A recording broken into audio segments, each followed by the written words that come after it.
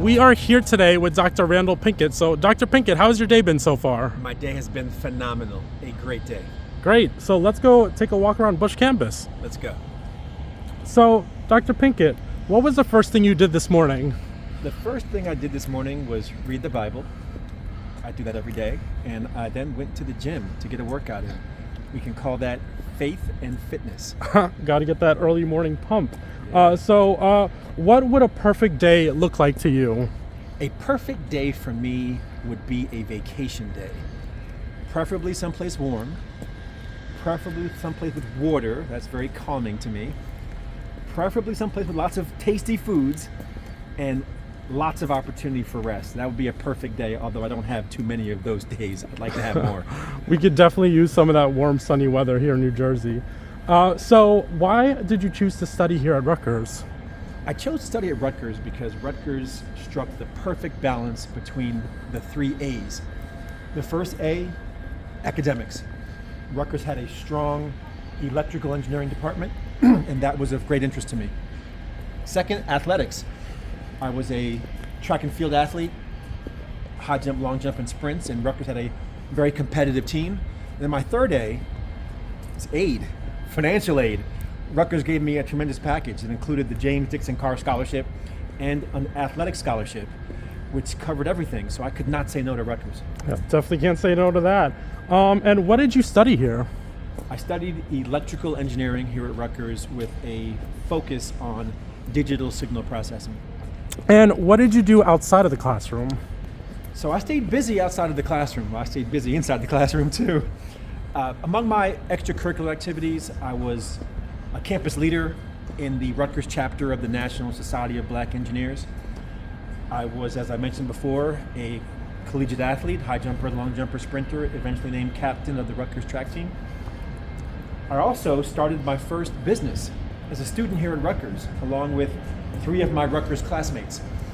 And we started out selling compact discs out of our dormitory under the banner of Mind, Body, and Soul Enterprises. And that has evolved into what is today the company that I run, BCT Partners.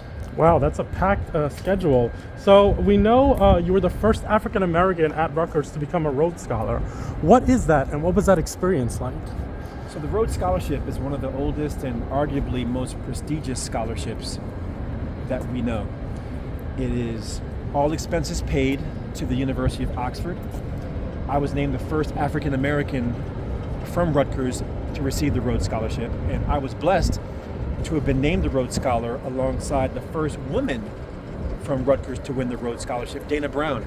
So both Dana and I traveled overseas to Oxford. I studied computer science, where I earned a master's degree at the University of Oxford. Awesome. And what piece of advice would you give to incoming Rutgers students? My advice to incoming Rutgers students would be to make yourself at home. Rutgers is a very large institution with multiple campuses, and it can be easy to get lost in such a large university system. But within the system, there are pockets where you can find a home. So my advice would be to get out, get involved, explore everything that the university has to offer. That I promise you, if you don't find your home will find you here. That's some really helpful advice. And what have you been up to post-Rutgers? So since Rutgers, as I mentioned, I went to Oxford, where I earned my master's in computer science. Then I went to MIT, where I earned a master's in electrical engineering, and then a third master's in business administration. And then I earned my PhD in media arts and sciences at the MIT Media Laboratory.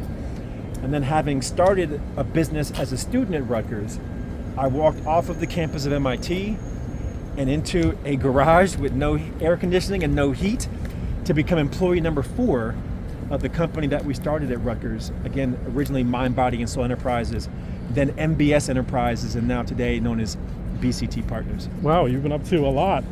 So many people may know you from winning season 4 of The Apprentice. How did you do it? So for those unfamiliar with The Apprentice, it's a reality television show based on elimination. 18 aspiring business people compete every week on a business task, and whoever is on the losing team, somebody gets fired. So it creates this very surreal, competitive environment where you're living with the people that you're competing against or collaborating with. And I think for me, the key to my success was treating people the way that they wanted to be treated. In other words, I didn't stab people in the back. I operated from a place of integrity where I showed them respect and they gave me respect in return. And I think that guiding principle of integrity and respect is what ultimately led me to the victory, because I worked hard for those on the show and then they worked hard for me. It's a really unique experience. So if you had to compete in any other reality show, what would it be? Well, that's easy. If I were to compete on another reality show, it would be Shark Tank. Put me in the tank with the sharks so I can get some additional money to invest in my company, BCT Partners. Yes, hopefully they give you something. And what is your hidden talent? I think my hidden talent is cooking. When I went to Oxford, I didn't know how to cook, but I ended up teaching myself and learning from other students from other countries. I would ask them to teach me a dish from their country, and so I think I have this very eclectic culinary repertoire that I'd like to think is my hidden talent, but I'd have to ask my family to affirm that. I'd love to try it someday. Let's keep walking here. So, Dr. Pinkett, who are these two guys over here? Yes. So we were talking earlier about how I started a business when I was a student here at Rutgers. Well, I didn't do it alone. I had 3 business partners, 3 co-founders. And so here to my left is Lawrence Hibbert, who was my little brother when I was a student at Rutgers. And then to the far right, my far left, is Dr. Jeffrey Robinson, who was my roommate at Rutgers and is also the provost at Rutgers. So Lawrence is now president of BCT Partners, which we discussed. And then the 4th member of the team was Dallas Grundy, who was Lawrence's roommate and is now chief financial officer at the University of Akron. So you got all 4 represented here in physical form and Dallas in spiritual essence. That's right, Dallas is here. Well, it's great to meet you all. Let's keep walking. Oh, sounds good. So what is your favorite shared memory from Rutgers? You know, I thought about that Right. The other day when I saw a picture that was all of us together plus a couple other folks. When we founded Mind, Body, and Soul Enterprises, it was right here on campus, like a couple hundred meters from where we're standing right now. That's in right. the Winkler Suites, the dorms. 4th floor. On the 4th floor. So my shared memory is all of us coming together to create a company, you know, from nothing. We put it together, and you know, the rest is history, as they say. And did you have a favorite hangout spot on campus? So lots of places that we could hang out on campus. Now the campus did not quite look like this. And that's true. With the buildings and the new construction. However, there was a place that was common to us all. That was the dining hall. And Davidson Dining Hall was our spot. But it's not just Davidson Dining Hall. Right. It was really that last table in the back where we'd all congregate and sit and talk. And that would be the place where we debate music and food and towns and the like. And we still debate that today. Yes. Okay, so let's do some rapid fire questions. So, who amongst you is the funniest? I think it's you. I think it's you. We'll go with that. Okay. What about the most creative? Oh, that's definitely our friend Dallas. That's Grundy. Yeah. He's out of the box thinking. We're all thinking here. He's thinking way out here. How about the best cook? So these guys live together, right? And I know he can't cook. Yeah. So by default, It must be I'm me. gonna give it to Pinkett. Yeah, we talked about that earlier, so it must be me. Fair answer. Who would win a dance-off? Oh, that's easy. That's easy. This Hibbert. guy. Yes. He was the one who would shut down the party and then shut down the people who shut down the party. And who would survive longest in the zombie apocalypse? It'd be Robinson. It would be me. It'd be Robinson. He's got the creativity Got to the be wisdom. able. Yeah, he got the wisdom, Yeah. and he knows some people. Right, network his way out of it. Good answers. So, last but not least, what's a piece of advice you all live by? I could jump in. So for me, this, even walking on this campus, reminds me of this whole collectivism that we grew to love and to cherish. This idea that I am because we are.